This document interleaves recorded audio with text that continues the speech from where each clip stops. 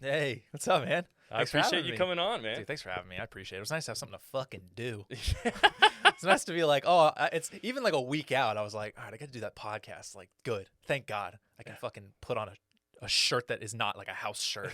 Like, that's great. You know what I mean? Wear something other than sweatpants. Dude, it feels so nice to put pants on. I never thought I'd say that sentence. But that was Usually- a good, that was a good, how'd you feel about that intro? I think that was really good. Oh, I don't know, man. How do you feel about it? You feel better about it? I don't feel better. I feel terrible. Welcome to being a comedian. Yeah, dude. It's crazy, man. It's crazy. But I'm loving it, man. I'm loving it. Cool. Yeah. So, how'd you get your start in comedy? I'm curious. You know, for those of the listeners that don't know.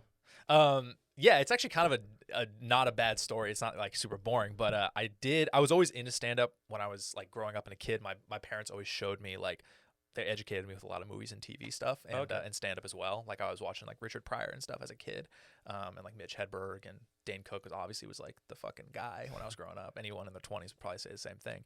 And I always like kind of like thought about like writing jokes and stuff when I was in high school. I was always just kind of fucking around.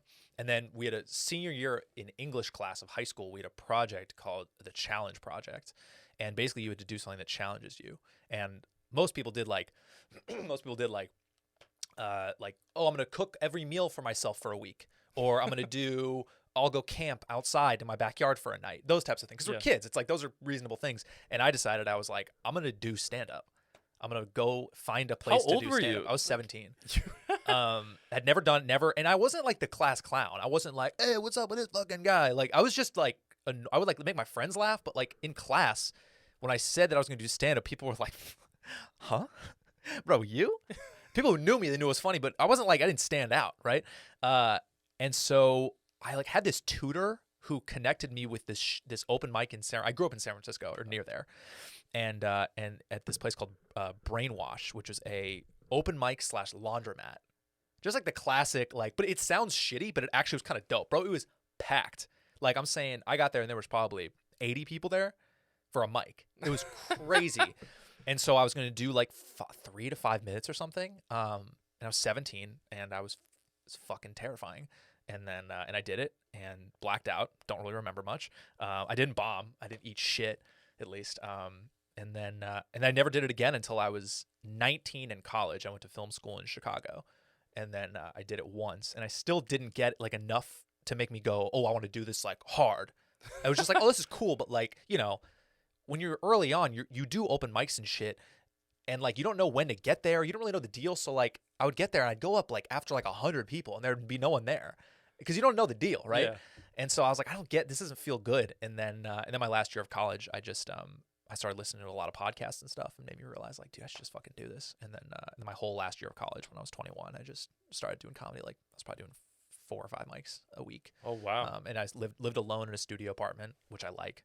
And I just like focused on comedy. Like I was like, I didn't hang out with my friends as much. I didn't like try to kick it with girls as much. I was just like, dude, I'm just gonna focus on doing comedy, and I just never stopped. That's awesome, man. Yeah. And everyone has their own writing style and the way they come up with jokes. Yeah. Did you easily develop that, or was that kind of a process for you? No, it wasn't. I've never been able to sit down and just like write jokes. Like, Okay. all right, what's funny?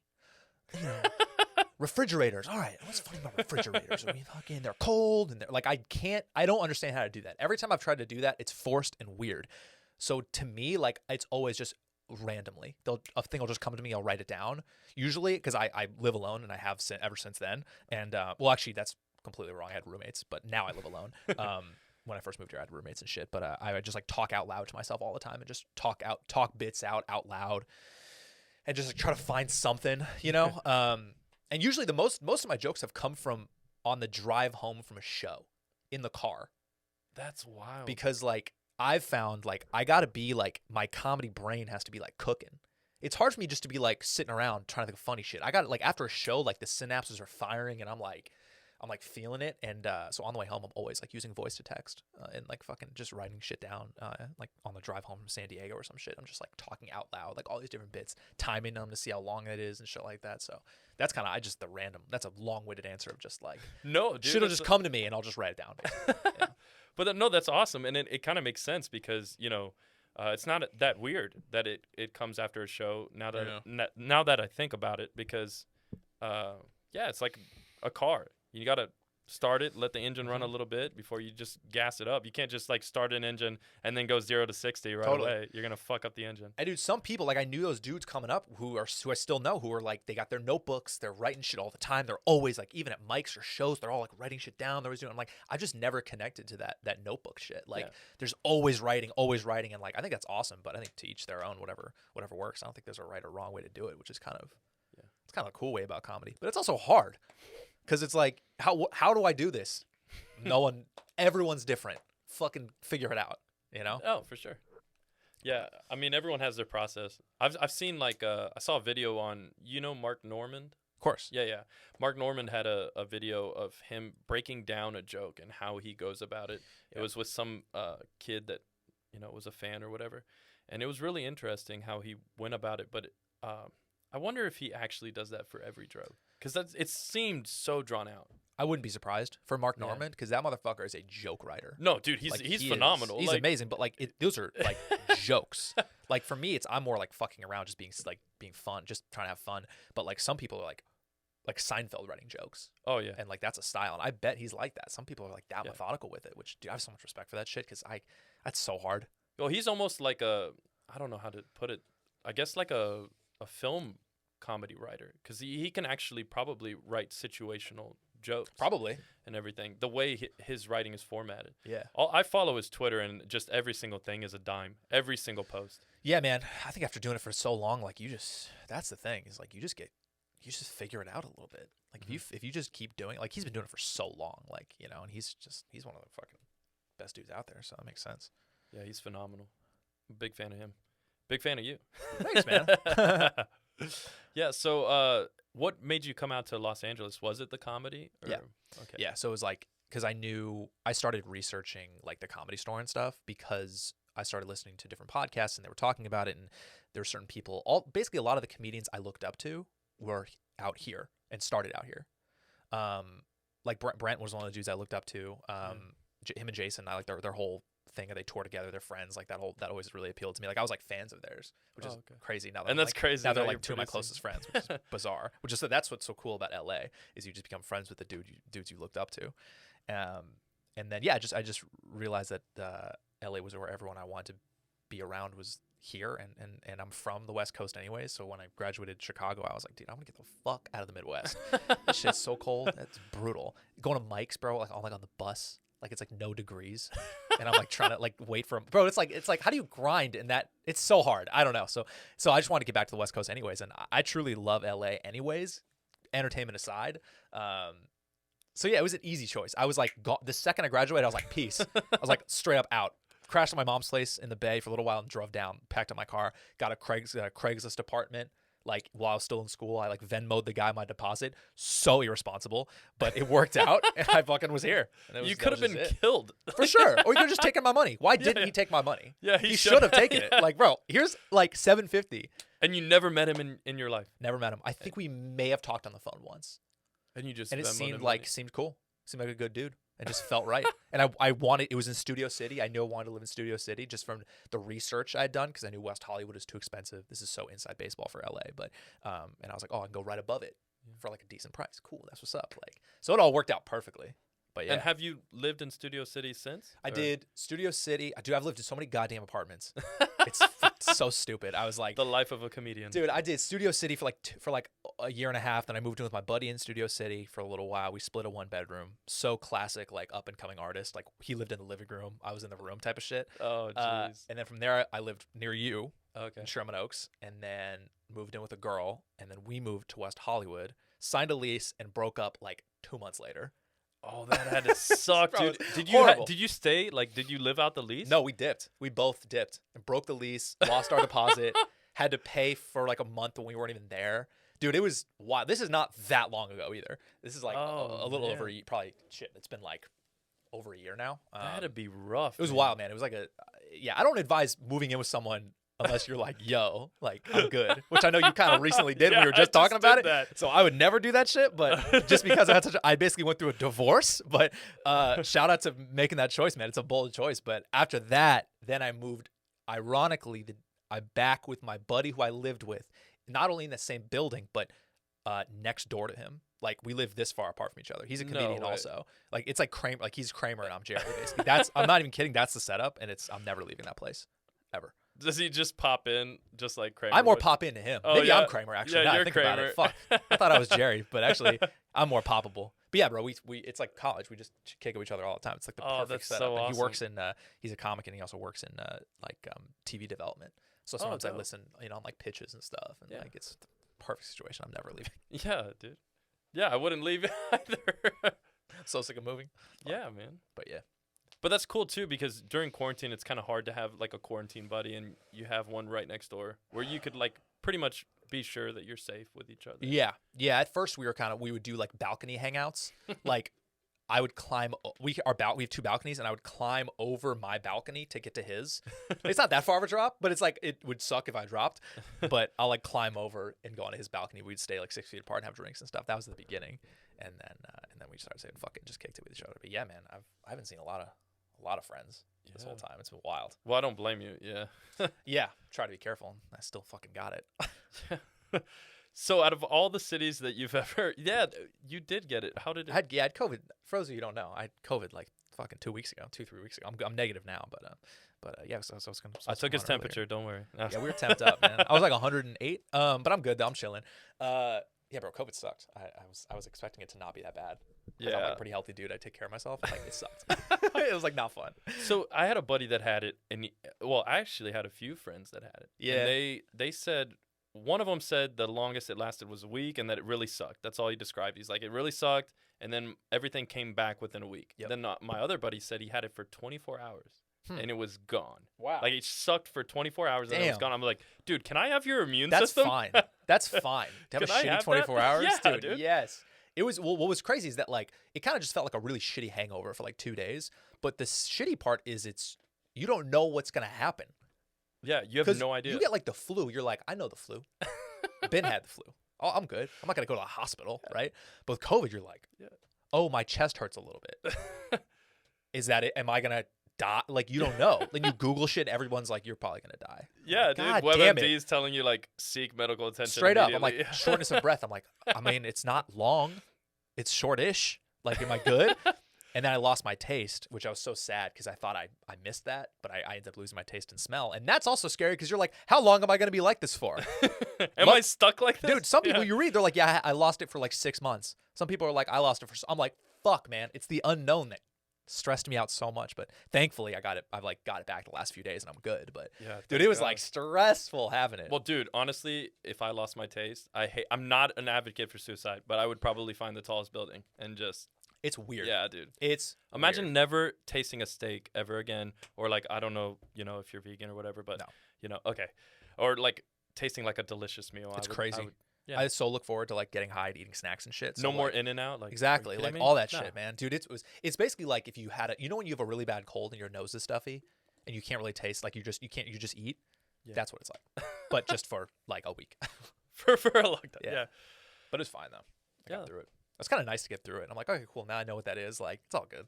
It's like it's fine. I'll figure it out.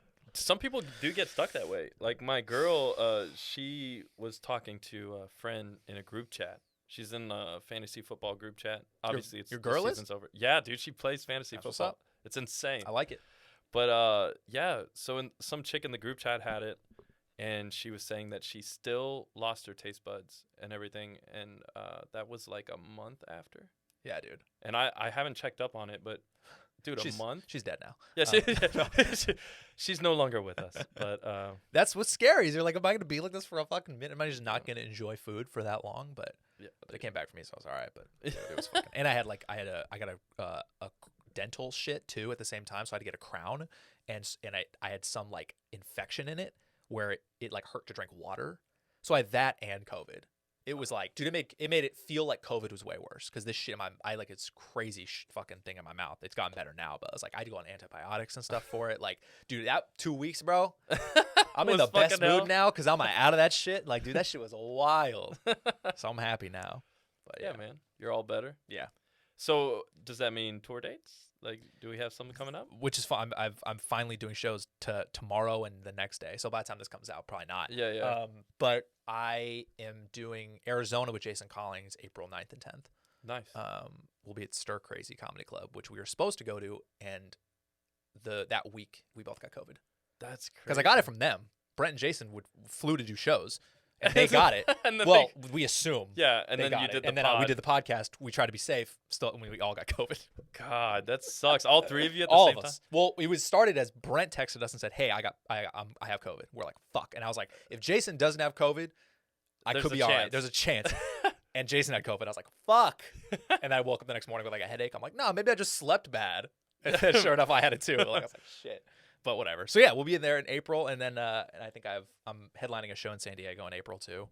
So people just go to my Instagram. I'll post all that shit, tour dates and all that good stuff. But just hoping it slowly ramps back up. Jesus. Yeah, everything's shut down, dude. And it's what's so crazy is there's no uniformity across the states. Like Florida, they're full sending it. Just everything is don't give a fuck. open. Yeah, they don't care. It's completely open. Texas, virtually completely open. And then- Arizona's been open. They don't give a fuck. They've been open this whole time, and I'm just happy that the outdoor shit's open in LA now. Because now the outdoor stuff's open, now shows are back. Yeah, Like, but it's thank God. it's limited still though. Very, but at least like San Diego has spots. Like I'll be there tomorrow, so I'm like happy about that. But There was a time where it was like real bad. I remember Joe Rogan was talking on his podcast about the Comedy Store, and he said like they weren't allowing them to have a comic inside the Comedy Store being filmed by himself and then projected out on the patio. They said that they wouldn't allow that. or if they did they would be able to have people in the parking lot at tables watching the Comedy Store documentary on TV. They wouldn't allow that. And they either? wouldn't be able to substitute that for a That's- person that's talking with a microphone. yeah. It makes no sense. That makes no sense. It makes no sense. And I think it's, again, with the city, it's like you can't have a performance Yeah. thing, but it's literally the same thing if you replace the TV with a person. Yeah. So, which makes It's just a live feed versus a recording. it's the same. Yeah. It's literally the It's same thing. But for some reason, if you label it as a performance, you can't Yeah. do so. It's so It's so weird. It's dude. bizarre. But then you know what the thing is? They allow that, and then right down the street, when they had the restaurant shut down, they're telling these people you can't have your restaurant open. But they were walking in with a film crew of like 40 people and filming filming a TV show. And Yeah, it's like, dude, no why are consistency. you? Yeah, There's no it's like- consistency. Because like, yes, the virus is real, and I'm totally about it. Like, hey, let's be careful about this, but like, have some uniformity. You know, Yeah, like, for sure. have some sense. We figure. I mean, the government will watch this probably, so just listen to what we're saying. No, they're and, not. Let us know. They will, dude. They will. But yeah, Gavin, look, man, shout out. You got a great hairline. I like how you look dope. You seem like a good dude. Kind of seem like an asshole a little bit. But either way, like listen to what we're saying and like open things up so people can survive and we can do comedy. Yeah. So I can get my start, man. I'm just trying to jumpstart. This guy's already going. I'm trying to get my jump start. yeah, man, that's crazy. You started like right before quarantine. That's pretty shitty because you just want to like. I mean, I know me. Like, I just want to be like nonstop working, and I can't imagine like first starting and having that same mindset and just your hands being tied. Like, Yeah. Well, that's what birth is. So like, I hate it, but I also, this kind of lit a fire under my ass to start this. true, which is good. Yeah. Silver lining. I'm not mad at that. Yeah. Yeah. And it's still fun, but I want to get out there and like I have so much written material, dude. Of course. so much like I know. just down, and I'm ready to go. Yeah. But Well, as long as you're ready, doesn't matter. hell yeah, dude. You know? But which is your favorite open mic you think for a good start? I used to really like. I think they closed it, but that Rachel Cuthbert's room, the Bert's back room or whatever. Okay. I love that place just because like everyone who went there was cool, and it was like a nice little room. You're in and out. I mean, when I first started, I would go to Haha, and I would do that mic almost every day. Really? That was when I first started. I did that just because it was consistent. I knew what it was. Enough people knew I was funny, so I could try new shit and bomb. But other than that, I mean, like I'm trying to think of all that because I drifted away from open mics because I had enough shows, so I didn't need to do them. Well, yeah. Now you. But then, well, to be honest, it's not like I'm a headliner or anything, so I still need like I don't have that much stage time in LA. Because I realized I started to get kind of like removed from the scene, meaning like yeah, people in like I do San Diego a lot, like, and I can headline shows there and stuff. But I feel like I would just travel around so much to like Long Beach or OC or whatever, Orange County, and but not enough people in LA, like Hollywood, like knew me. So like I started doing a few mics like around Hollywood. Just that sounds Hollywood. That sounds so like Hollywood, but literally in the city of Hollywood, I would go do them just to like meet more people and make sure people know I'm funny and stuff. Because it's so easy to have like an ego of like, you know, oh, I'm doing 30 shows a month. Yeah. Why do I need to do a mic? You feel like you're almost better than it, but then not a lot of people are gonna know you because unless those shows are like you're touring and shit and like making good money, then that's fine and the clubs know you. But like the clubs don't really know me. Yeah. You know what I'm saying? So like I still need to like hit a mic every once in a while just to like check the pulse in the scene, make sure people know who I am. You know what I'm saying? Yeah. So, yeah. Yeah, I've noticed that there's a lot of touring comedians like tour all over, and you've never heard of them. Maybe I have never heard of them. It's crazy. I mean, There's a lot of old dudes that you're like, who? Yeah, who the fuck is this How guy? is he? He's doing it. Who the fuck is that? You go on Instagram, they have like 100,000 followers. You're like, who is this? I've never or heard that, of or this man. it's the old dudes who don't even have an Instagram. Yeah, Like, yeah, how they the don't even fuck are have. they like? Those are the guys who are getting. I mean, they're probably funny as shit, but they're probably those road dogs. Yeah, man. I never want to be that. Just The the road dude dog who's just warriors. an unknown road dog, bro. Fuck that. Where no one knows who you are. I don't want that even a little bit. No. No, dude. I want to be known. I want people to know who I am and come out to see me specifically and do Really? all the shit, man. I mean, I want that too. Eventually, you know, like I want that gratification. I'm not gonna deny that.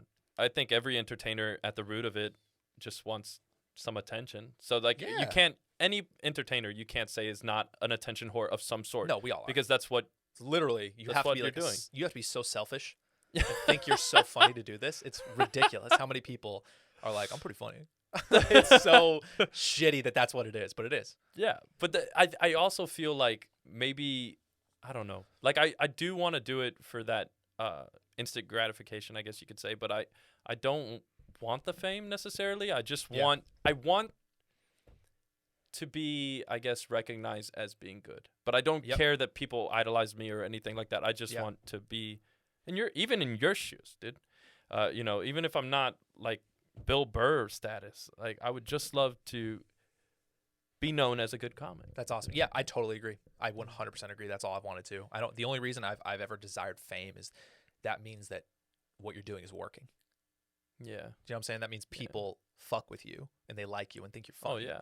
Because you wouldn't unless you were famous for something horrible. Yeah. You know what I mean? Like, Yeah. but as a comedian, if you're famous, that means that you're killing it. Yeah.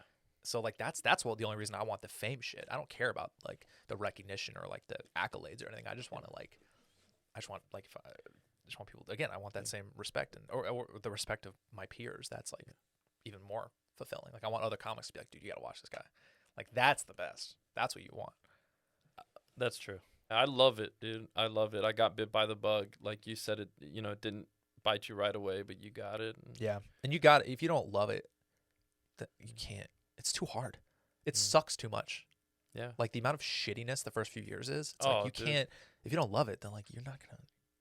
You're miserable. Yeah. I remember the first time I got up there, I got like silence the first 3 or 4 minutes, and those felt like hours. It's crazy. And then all of a sudden they started laughing, and I was like, okay. Because I told myself, if they laugh at anything, I'll give it another shot. Yeah. And luckily they laughed at the end. Or even just a. Yeah, even That's just fine. Just Something. give me something. If Yeah. it was dead silent the whole time, I would have packed it It's up. tough and just to said, get through that, man. Yeah. The people that's the good thing about stand up is that you can weed out these wishy-washy motherfuckers. Mhm. You know, if you're bombing and you don't come back from it, like Yeah. you ain't gonna make it. You gotta have tough skin to be a comedian. Yeah, and you form like thick fucking skin too. Even Oh, if yeah. you don't have it before, like if you keep doing it, man. Well, I could just imagine. There's probably. I mean, I get the vibe that most comedians are pretty approachable people, and it's pretty crazy. Like, obviously, I'm not as involved as you are yet, but all the comedians I have met that have come on the show, like you, have been really down to earth and treat you like a peer. They don't treat you like you're under, even though I'm miles away from you, even or them. You know, it's crazy. It is most people. It's like a family. Kind of is, yeah. So, yeah, I can't say that any comics, big headliner people that I've met that haven't been like at least marginally cool. Yeah. Like I don't think I've ever come in contact with anyone who's been just like a dick. Yeah. Like I've heard stories, but no one who's been like a fucking asshole or anything, which is nice. And I think as a comedian, I think it's important to treat everyone really well because you don't know who's gonna end up where. Well, I think there's like a general respect for even trying to go after something. I like that to think so. Everyone realizes how Yeah. tough it is because Especially- we know how tough it is. you know it better than I do. Yeah. So like, I would never like, even if you're like, if we're hanging out, like I would never like, because I know like if you have that drive to do it, like you have my respect. Yeah. You know what I'm saying? Just as just like a homie, like just because like if you're doing this, then like yeah, dude, there's no reason to be like have your ego involved. For sure, you know? for sure. I don't know. Yeah, man. Yeah, it's what's crazy is I think it's like one of the few professions because like acting is they associate it with acting so much because a lot of comedians do crossover and vice versa, but I've never seen because I've been acting for quite a while now, and I've never seen where like a big star is just hanging out or even networking with someone way below them, and I see that a lot in comedy. The smart ones do that. Like the smart people, they take people on the road who they can see who have a future. Yeah. Like that's doing it smart. Like getting that, it's like networking in a way. Like that's what Bobby Lee does. He takes a lot of people on the road who he just thinks has a future, and that's why I was so grateful to do that with him. Just because I was like kind of lumped into those people. But he's smart. He takes young people under his wing in a way, and like smart because then like when they get opportunities, then they look out for him. Like he's joked with me. He's been like, we've been at dinner, and he'll be like, you better not fucking betray me. If you betray me, like you're dead to me. Like if you make it big and you don't look out, like if you don't come from like look out for me, like you're dead to me. Bro, of course I'm not gonna. Why would I betray you, dude? You're the man. Like you've been so good to me. Why would I betray you? He seems like a cool ass dude. Is he? Yes, but he's unlike anyone that I've ever been around. Really? Yeah, having done the road with him, hung out with him, like he's unlike any dude. Like he's very unique. Very unique, and like when you go up to him, like it's not like, hey, how is everything, man? How are you? It's like I've done that to him, and he'll joke with me. He'll be like, nah, don't do that. Don't do that. We're not that. That's not us. I'll be like, oh, okay. Like, you don't know what you're going to get when you go up to him. Really? But he's also, like, the most generous person I think I've ever met in my entire life. Really? Well, I opened for him in Denver, at the Comedy Works, which to this day was the best comedy experience of my life. That was just, like, ridiculous. Like, the build-up, why I got to do it, like, he had never seen me do stand-up before taking me on the road to do the best club in the country. He had never seen you? Never. Perform? Ever. And did he see clips? He had to Nothing? Nope. And I was going to do a half hour on 5 sold-out shows. Dude, the pressure. And you knew this going into it, that he had never seen you. Mm-hmm. Because I was around, I did a show, Jason Collins put on a show in the Belly Room, and it was like Brent, Fahim, Anwar. Dude, he's awesome. Fahim's one of my I just favorites. saw him on Joe Rogan. He's the best. Fantastic. He's criminally underrated. A few other people than me, and then Bobby was up in the OR at the same night, and we were everyone was around at a table, and I was kind of like timidly kind of go up to be like, hey guys, because I knew enough people were like, hey. Yeah. And I think I was with a girl I was with at the time, and Bobby just like he just fucked with my like vibe. He was just like, I like your whole thing. Like I like you. He's like, you're not like, what's the word? It's like pushy or too like you just kind of chill. Like you're not too like, forward. Yeah, not too forward and like thirsty. You're kind of just hanging. And Brent was there, and he was like, yo, you should take him on the road. Like he's ready. And I was like, yo. And Bobby's like, oh yeah, are you? How much time can you do? When you get that question, you just say, whatever you need, basically. Yeah, what do you whatever want? you want, I will develop that tonight. Yeah, he's like, can you do 30? He's like sitting on the patio on his phone. He's like, can you do 30? I'm like, yeah. He's like, okay, you should do San Francisco with me, this date. And I'm like, oh, okay. And then he's like, give me your number. Like this is all happening in real time. He's like, give me your number. I said, here's my number. And I was like, oh, dude, I would have shat myself. It's crazy. I grew up watching Bobby on Mad TV and shit. Holy fuck. And had watched Tiger Belly and all that stuff. I mean, he's the man. And then he was like, and I remember being like, text me so I have your number or whatever. And he's like, nah, you don't need my number. It's so like, you're like, yeah, dude, okay. That's very Norm Macdonald-esque. Like he's fucking with you and he knows that he is. And then he walks away. And what I didn't know at the time, because he left and I didn't know what was happening. And then 15 minutes later, he called me and said, hey, it's Bobby. And he goes, Kalila helps him with all the booking stuff, his girl. And he's like, yeah, I talked to Kalila. I already have someone for San Francisco, but do you want to do Denver with me this weekend? And I said, yeah. And he's like, okay, great. We'll fly you out, put you up, and all good to go. Okay, I'll talk to you later. So what I didn't know is that at what I thought he left, him and Brent actually went to like the back or something, and Bobby was like, I had a heart-to-heart with him, like, hey, is this kid actually good? Can I actually take this kid on the road? And Brent's like, yeah. Dude.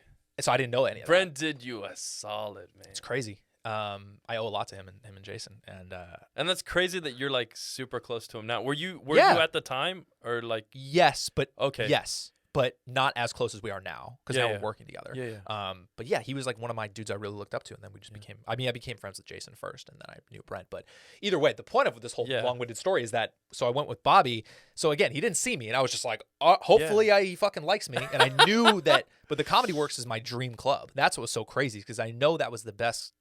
I heard it was the best club in the country. Is that like the Comedy Store of the? In a way, it's Comedy Store is like showcase style. Every Yeah. new a bunch of comics, but that's just like a weekend headliner club. Yeah. But it's like 300 people in a basement, packed in, and it's like perfect. And I got there, I looked around, I was like, this looks pretty amazing. And I got on stage, and I remember thinking like, within like a minute, I was like, oh, I get it. This is like electric. It's insane. Like you can fucking rip it there. It's crazy. Like Everyone's just. they're just in it. They're just nice people, and the club is just perfectly set up, and it's just the staff is really nice. It's just like a nice vibe.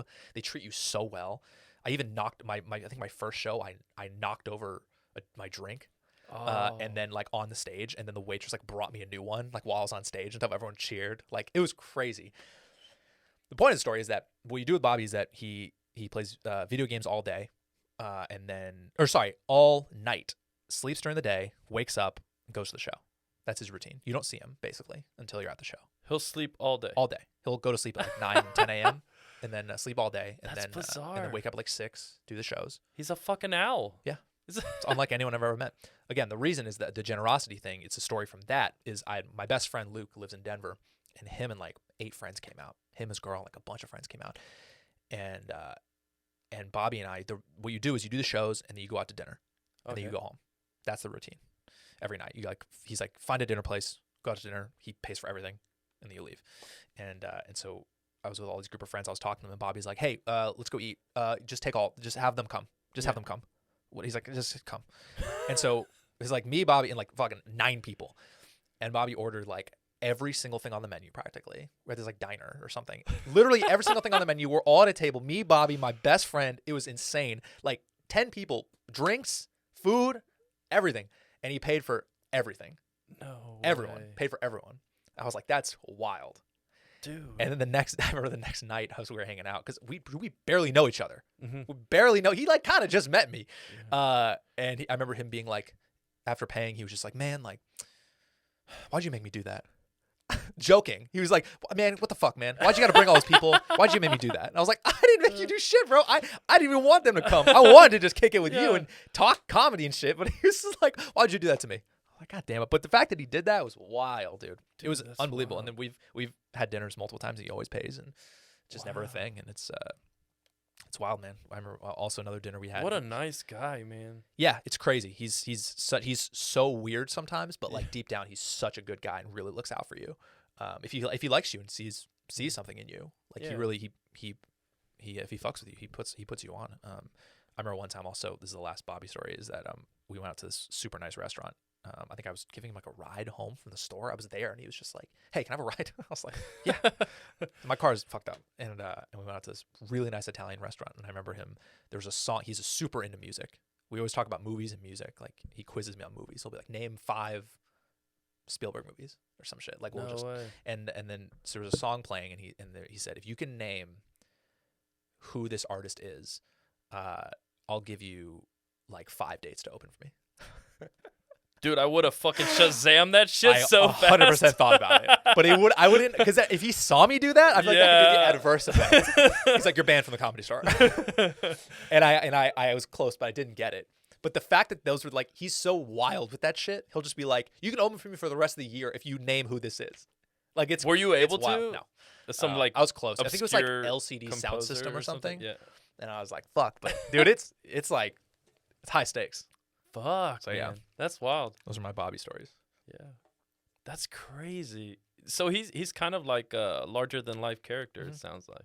100%. Never met anyone like him. That's crazy. Yeah. Because I've seen interviews with him and everything, and he's kind of like a wacky, goofy guy, but I've never pictured that. Yeah. He's when you get him, and there's certain moments you'll get him, and he'll get like super. Like if we're 1-on-1 at dinner, like he's not gonna be. He's gonna be like like straight up and like talk with me and be like, this is what I think is gonna happen. This is how I think your career is gonna go. This is what I think you should do. Well, he talks business. He's smart. Yeah. Yeah. You have to have two sides as a comedian. You can't always be goofy. You have to have a serious side. You gotta be smart. Yeah. You gotta know what you're doing. Intelligent. Yeah. So yeah. So I'm fucked. No, I'm kidding. No, bro. Look at your set. You know what you're doing. Yeah. Dude, so many people's podcasts suck. Really? Most of them suck. Most podcasts just suck. But this is such a beautiful setup. That's one of the reasons I wanted. I mean, obviously I wanted to come anyways. But when you showed me the set, I was like, yeah, bro, this is legit. Thanks. You're doing it right. Thanks, man. So obviously you're a smart dude. So you know you'll be. I'm trying. I'm trying. And you got stories about being arrested and shit. About I don't have that stuff. So like you'll probably surpass me. Nah. Hopefully, I don't know. That I really do think that's my bread and butter in my routine is that story. Yeah, dude. I think that's as it should be. I would think. But yeah, I have so many crazy stories, dude. Done a lot of crazy shit. Any stories you haven't told on the podcast yet? Shoot, I gotta think. Man, there's so many though. It's hard to describe. There's one that my dad and I. Oh, this is funny. So when I was coming out here, my dad's like, my dad's old for having me. How old? I'm 30 years old. I have an old dad too. My father is 70 something. Yeah, my dad's okay. my dad's 70. Okay, 71, there you go. I think. Yeah. That's crazy. So we have that in common. Very similar. So my dad's like, hey, I've never, because he's always worked hard his whole life. He doesn't travel. He doesn't spend money. He doesn't go to fancy places. And my dad's a simple guy from Texas, dude. Where in Texas? He's from Dallas, but back when Dallas was like way different and more like rural. Not and as like, rich and upscale. Yeah. Ironically, my dad lived in Dallas for the last like 6 years. He moved like 2 weeks ago. Oh, really? Yeah.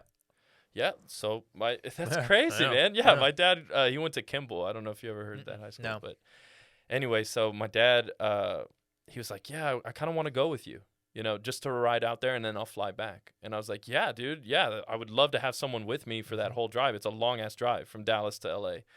So we decided to stop at a few places along the way, and we stop at this, one place, and God, what was the name of it? It was these caves. It was these caves. Yeah, like dude, literal caves. Like Carlsbad Cavern. God damn okay, it. I can't believe I forgot that. Yeah, I can believe it. Why would you remember that? For sure. But Carlsbad Cavern in Carlsbad, New Mexico, I guess. I don't know where the fuck it is. But we went, and it's 700 feet below the ground. There's these caverns, and they have stalagmites and stalactites, and I can't tell the difference between them. They're just one grows it's weird down if you know and the one difference. grows up. Yeah, like who would know the exact difference? These mites are tights. Doesn't fucking matter. It's like, it doesn't matter. Yeah. It's formed by water, underground pressure and shit. There's a process. You're right. But so we go down there, and my dad is like being loud, and they told us to be quiet. My dad doesn't understand. He's just being loud, partially probably because of his hearing. He's old. Old dad. And so there's tons of kids there with their parents and stuff. And there was this family right in front of us. And my dad, straight up, you never know. It's kind of like Bobby. Sometimes he does something weird, and you're like, what the fuck where did this come from? So my 7-year-old father points at this giant stalagmite or stalactite and goes, with a serious face, you know how that forms, son? And I was like, no. I thought he was actually going to teach me something. And he goes, they took an exact molding of my cock. Straight up, dude, in front of all these families. Like loud enough so they all heard it. Yes, dude. Like parents are like covering their kids' face. And that's shit. Hilarious. Oh, dude, it was hilarious. Your dad's like with it. He's like fucking. Dude, he gets it. It was so funny, dude. Funny. Straight up with a straight face, this 70-year-old man's like, they took an exact molding of my cock. That's beautiful. It was hilarious. That's probably the most fun that cave tour guide had his whole career. Is listening to your dad talk about his fucking cock and a stalagmite. Dude, there were so many people just staring, and my dad's just looking at me like, what? And I'm like, Dad, oh my God, bro. Dude, like, that's who you want to be at 70. Well, that's why I'm a comedian. Yes. It's my father. Totally makes sense. That's the goal, is to be that dude at fucking 70. Dude, he's hilarious. My dad's so funny. That's funny. And I hate to admit it sometimes because he has those corny dad jokes, but my dad is hilarious. Sometimes corny dad jokes are funny, especially if they're coming from a dad. Staying on brand, bro. Hell yeah, dude. But I had to share that story. That's great. That's really funny. I love that. I couldn't believe it. I genuinely thought he was gonna give me some like information there, like, oh yeah, yes, so it forms like this, and straight up, it's beautiful. Oh man, it's beautiful. That's my dad. Yeah, He's the same man that one time I lived with him for a while, and one time I opened the dishwasher, and the entire coffee maker's in there, and with the cord and everything, and I go, Dad, why? Yeah. You know, and he's like, it was dirty. Straight up, that's all he's like, it was dirty. Man, that's funny. And I'm like, it has a cord. Dude, it has a cord. This is an electric device. It's an electronic. And then he's just like, well, why do you think they cover it in rubber? He's like fucking with me on purpose. Right. Like he knows that he fucked up, but he was like fucking with me. It's like, oh, he got me. Yeah. Let me lean in to this shit. That's funny. It's just upside down in the dishwasher. Man. That's fucking funny. The entire thing, the fucking jug, the glass jug. That's great. Everything. The Fuck, man. cord. You got to have your dad on here. Oh, dude, he's hilarious. Yeah. He does the craziest shit. Yeah. But I'm my dad's son, you know. I remember when I ran on the field, he like looked so, I'd never seen him so disappointed. And then like he went to a high school reunion, and one of his buddies told him, or he told me, I forget. And he had apparently been known in high school to streak at parties. Whoa. Like he would just strip naked and jump in the pool. And I was like, duh. I came from that. Bro, we're the same. We're on the same team. Yeah. This is your fault, motherfucker. Yeah. Pay my fines. I'm just carrying on the family tradition, man. This is what you wanted, right? I'm doing what you set me out to do. What? Wait. What? You don't have to get into it because I'm sure you've already talked about. But where did you run on the field? Like what game? It was a Rangers game. Okay, I cool. forget what year, but it was against the Seattle Mariners, and we were losing bad, like bombing the game. It was so bad. I ran on the field, and I like to say that I pumped that crowd up because they were so fired up to see me run on the field, and we ended up winning. We came back and we won right after that. We were losing like 8-0, and we somehow came back in like the 7th. You're a good luck charm. Yeah, dude, it was crazy. You should be an honorary member of the Rangers. Fucking man, this guy contributed to one of those wins, man. Shout out to Shaun. It was the first time, I didn't say this on that last podcast about it, but it was the first time I ever played milk carton dominoes. Yeah, you lost me. I don't know what that is. Dude, I didn't know what it was either. So like I wake up in the jail, right? Oh, this is jail. Yeah, I was in the jail. Game. No. Oh, it was a prison game. Okay, cool. Yeah, it was a different game. Yeah.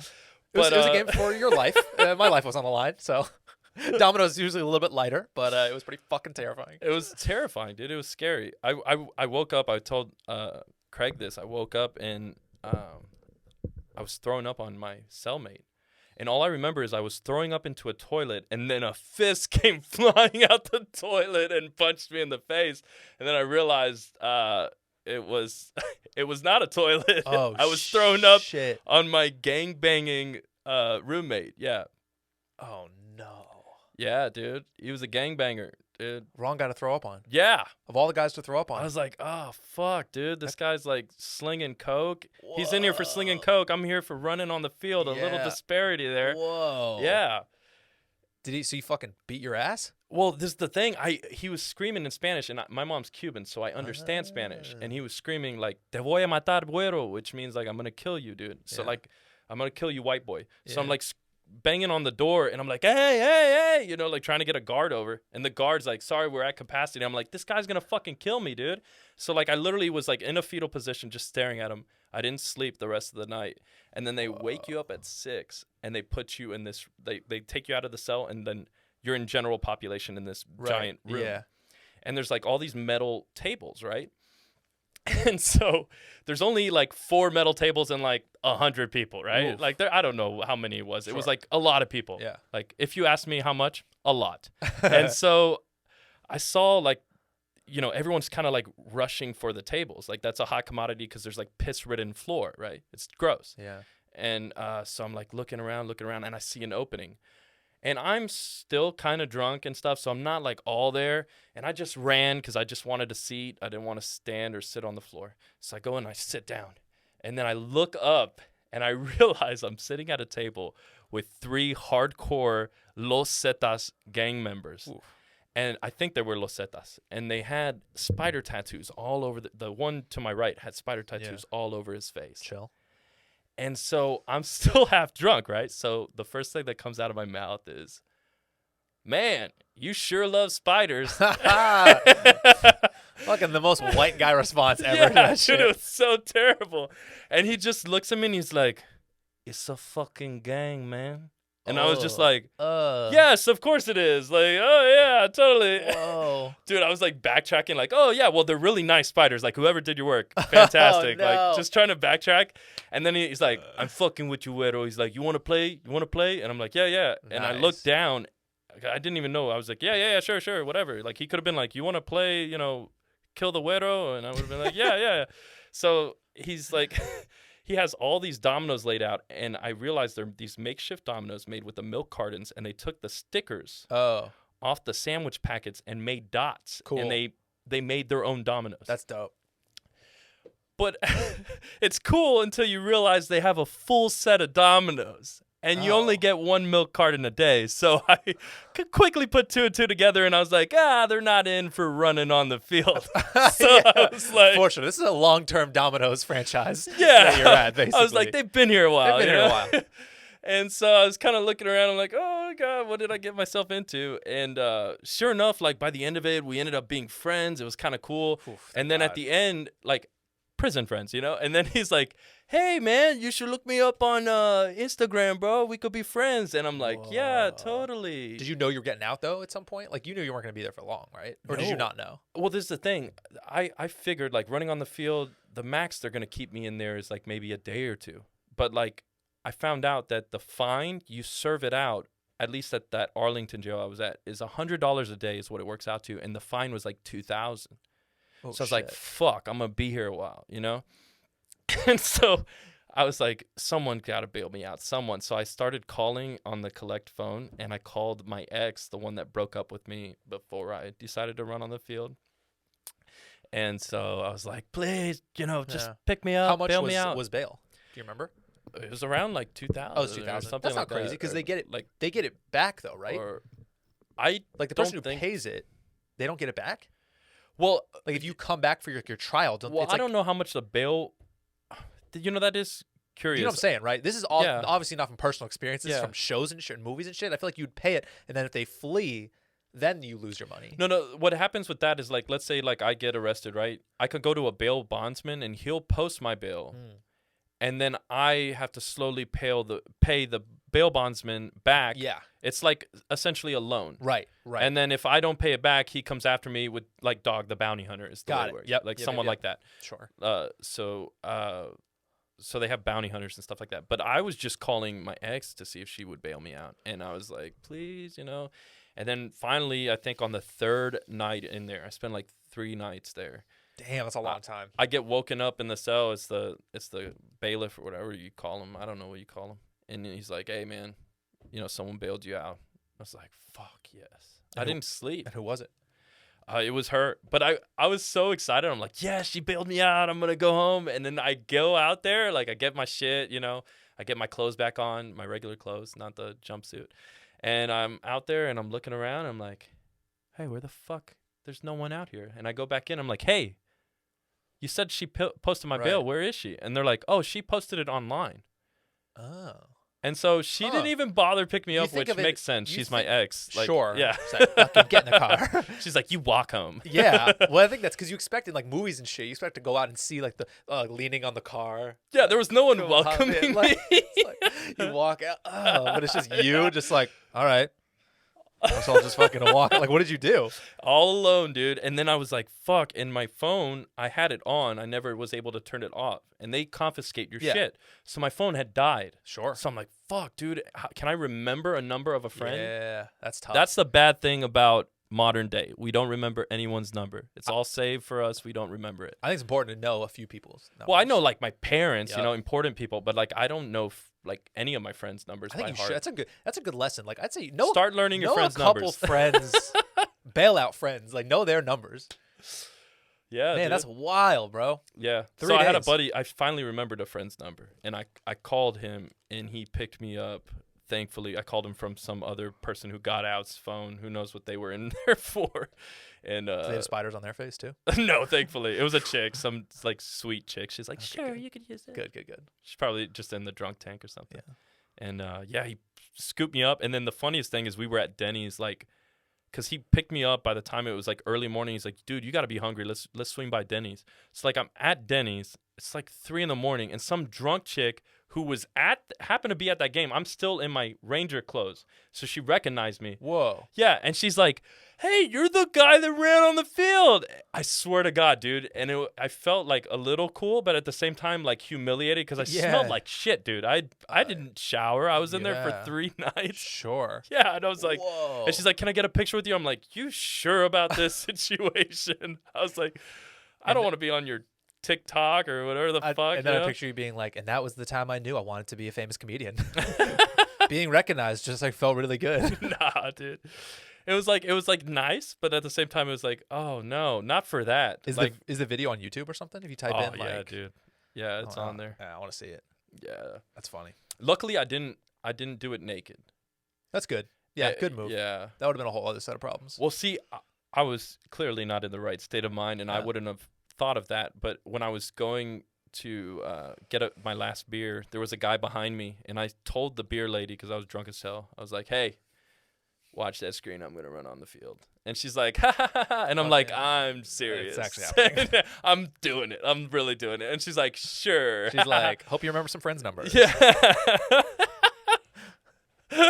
And some guy behind me, he's like, do it naked. Just like for no reason. I'm like, why? That would be a whole other, because then, I mean, no, your penis doesn't look smaller when you're running. Like, you know what I mean? That would be the worst time to do it. Dude. Oof. And I'm a grower, not a shower. That would have been really bad. Exactly. That would have been, yeah. You've never seen a huge dick when someone's running. Granted, I don't think I've seen a lot of penises running. It's actually a whole other fucking weird thing I'm trying to think of. But man, glad you survived. Yeah, it was crazy. What a crazy story. Jesus Christ. Yeah, dude. God. I've watched so many, I feel like I've watched multiple prison shows in quarantine, so now I'm just like, no thanks. No, dude, it's fucking terrible. I am good on that. No, dude, it's so terrible. It's cold. They keep the lights on 24/7.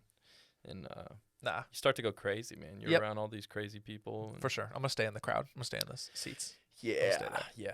I'll never do it again. It was nice to have off my bucket list. It's a crazy I know story. What it's like. I mean, you survived. Nothing horrible probably happened to you. Yeah. But it was exhilarating for the 30-minute ordeal or whatever. Yeah. And then it was really terrible. Damn, bro. That's wild. Yeah. Gave me a stand-up bit, so thanks, shitty Shaun, for doing that. That's sadly sometimes as a comedian, like, dude, sometimes you just are like, maybe I'll get a bit out of this. Yeah. Sometimes I'll go do this and be like, oh, maybe like I got a kind of a bit out of COVID, and I'm like, all right. Yeah. It's all right. Like, you're like, is it all terrible? Maybe I have an opener now, so it's all good. It's all right. It's all good. It's like, it's worth it. In a way. Yeah, man. So have you ever had any crazy angsty stories when you were younger? I've been pretty. I'm pretty boring. I had a pretty well behaved, nice. I was a pretty good kid and a good teen and stuff. I did have one time in college where I got thrown out of a bar, physically. It was me and a buddy. We were drunk at this bar and we saw a door with that was open leading to stairs to go down somewhere, and we were like, oh, let's see what's down there. Maybe it's a bathroom, maybe just Joe, check it out, fuck it. And we go down there and we see it's their entire liquor stash, their entire supply. So it's just hundreds of bottles of alcohol. We're like, whoa. And we're like, wouldn't it be funny if we took a bottle? My buddy had a big winter jacket on. He's like, dude, let's take a bottle. Fuck it, let's just do it. And then he took a bottle, and then we turn around, and the manager is just watching us the whole time, just waiting for us to notice him. And he's like, hey. And we were like, oh, I thought this was the bathroom. Is this not the bathroom? I don't remember. And he's like, yeah, can I talk to you guys upstairs for a second? And we get upstairs, and he literally grabs both of us by our shirts and starts kind of dragging us through the bar and starts pointing out his various friends, Mikey, fucking Dave, all the biggest dudes, hey, come, let's go outside. And we're like, no, you don't have to grab anyone. All good. We can just talk by ourselves. And they throw us out, and they're pushing us against parked cars. You motherfuckers, who are, it was almost they were all who are you? Who do you, it was almost who do you work for? Which is a hilarious thing to say to some drunk college kid, as if I'm wouldn't you like to know, look at these fucking spiders on my face. And they kept threatening us. They were like, dude, we're going to put you in the hospital. We're going to beat the shit out of you. Holy shit. We were like, I mean, bro, I'm not a big dude. What did they think I was really going to do, And they were like, what was weird is they let us in with our real IDs too. So had I known that, I almost would have had a case. Because they illegally let in underage kids, right? But I didn't think about it. I was just trying to not get the shit beaten out of me. and they were just like, and also threatening us. hitting underage kids. That too. Yeah, It's like- all bad. They were Yeah, like yeah. really. They were telling me stories about how like the weekend before they beat the shit out of some kid in an alley, Oh my like god. and like put him in the hospital. I was like, yo, and they. What if they were in the mob or something like? And they I don't know, man. It was weird, and eventually, like, it was kind of blurry, but I remember them being. They were just really just threatening us a lot, and they said, you know, give me your wallet or whatever, and they took our wallets, and they were like, you know, get the fuck out of here. And I think I was like, can I just have my wallet? Like, I need my wallet, please. And I think they gave us our wallets, but kept our IDs. So I kept our real IDs, not our fake IDs, our real IDs that says I'm like 19, and then nothing happened, and that was it. And I was like, okay, we got out. And then the next day, I get a Facebook message from the manager of the bar, not the guy who found us, another guy, like this slick, kind of cool dude who was like, hey, man, like hit me up. He's like, hey, dude, I have your ID. Come down to the bar and grab it if you want. And I was like, this feels like an ambush. I don't know if I want to go there and like they're waiting for me with fucking machine guns, like sit down. And my buddy was too scared to go, and he didn't go. But I was like, I'm gonna go because I want my ID. And also maybe I can like clear it up. And I went there, and it was like during the day. It was like this manager who looked just like me, the dude who found us, who was like, oh, it was like a bouncer who was pissed. Bouncer was like, this motherfucker. I explained what happened, and I was like, dude, I didn't mean to do anything. I was just like drunk, thought it was wanted to see what was down there. It was stupid, move. And they were like, we get it. We want to do a shot, and we all did a tequila shot together. And they gave me my ID, and then I left. What the fuck? And I was still I was like waiting for like something Someone bad to- to happen. yeah, I was like, this feels so weird, and it was like totally fine. They probably did that because they thought they were fucked because they let in an underage kid or whatever. Yeah, yeah. Which rightfully so, but we just kind of called it. So even. they didn't hit Nothing. you, nothing. Didn't hit me. Yeah. Man. So it was. I got. But I out. would have shit my pants if that It was pretty happening, scary, yeah. just because I'd never been in a fight, still been in a fight Yeah. to this day. It's just not who I am, and so at that point, I was like, "Damn, bro, is this about to go down?" Like, this Especially if you're not outnumbered, like if it's just two of them, you're like, hey, 2-on-2. All right. it's like two Yeah. scrawny Jewish kids and these fucking beefy Chicago dudes. It was like, yo, That's crazy. so it was wild. That's probably the craziest. That's like of that caliber. That's probably one of the dumbest things I've done. So that almost led to some crazy shit, but it was all good. Didn't have to go to jail and play milk dominoes. That's so crazy, man. But Yeah, Milk Dominoes was what a game, man. what a high stakes game of dominoes. Dude, I was so nervous, man. I didn't want to piss them off, yeah. so I wanted to do well enough that they weren't like, fuck this guy. He's like Yeah. slowing down the game, but I didn't want to do too well, You and don't they were wanna like, kick their ass. fuck this guy. Yeah, Damn, you don't yeah, want to kick their ass. Just well enough. So I was like, a 2 and a 9. Let's see what I got. Yeah. Yeah, exactly. And it's Yeah, like I yeah. have all 9s. You could like just rock them if you wanted to. yeah, Like, I'm just "No, like, good." knock. yeah, I'm good. Yeah, it was crazy. Man, fucking A. Yeah, it was crazy stuff, man. But yeah, man. I really appreciate you coming on the show. Is there anything else you want to talk about? Thanks for having me. I'm gonna start doing this thing. I mean, if by the time this will be out, I'm gonna just try to start doing it around then. But I'm gonna start doing this sort of stand-up vlog. Cool. I've been wanting to fuck around with YouTube a lot, but like I've never found the right lane. But I've realized that a lot of comedians have like tour vlogs and shit. Okay. Like the Andrew Schultzes, the Burt Kreischers. Like they Yeah, do I've like noticed that. vlogs of like, oh, I'm on the road. Look how cool my life is. But there's never really been one of those for like an up and coming comedian that shows like kind of before the show. Here's what I'm thinking about going into it. Footage from the show, and then like a post game. Like here's how I think it went. Like kind of show the real ups and downs of what it's like to kind of not be like a famous comedian. You're just Yeah. kind of up and coming or whatever. To see like the lows, like the cool shit, like traveling, getting put up in shitty hotels and shit like that, and just show what it's like really like. And I don't think that's really ever been done consistently. And so that's the thing I'm gonna start putting out now that shows are back. So look for that. That'll be on YouTube soon. Yeah, dude. So if you don't have a cinematographer yet, I know a few. So cool. Good Yeah, to man. know. Thanks, man. I could shoot you their info. Yeah. So yeah, Yeah, that's what I'm thinking of. So yeah, if you fuck with me, go I guess go to my Instagram and I'll have links for all that shit. So Hell yeah. thanks Check for them having- out. Thanks for having me, man. Thank you, I appreciate man. it, Will dude. Burkart. Follow him on all social media. You want to plug your? I guess it's all Will Burkart. It's just Will Burkart. Yeah. Yeah. Burkart. There's no H. My whole life is saying no H. But whatever. I don't give a fuck. So yeah. Yeah, man. Yeah, Well, man. thank you for coming on. I appreciate it. Everyone, follow and subscribe, and see you next time. Peace. Enjoyed this episode of Double Parked? That was fun. Yeah, right. That was fun. Subscribe now on all platforms.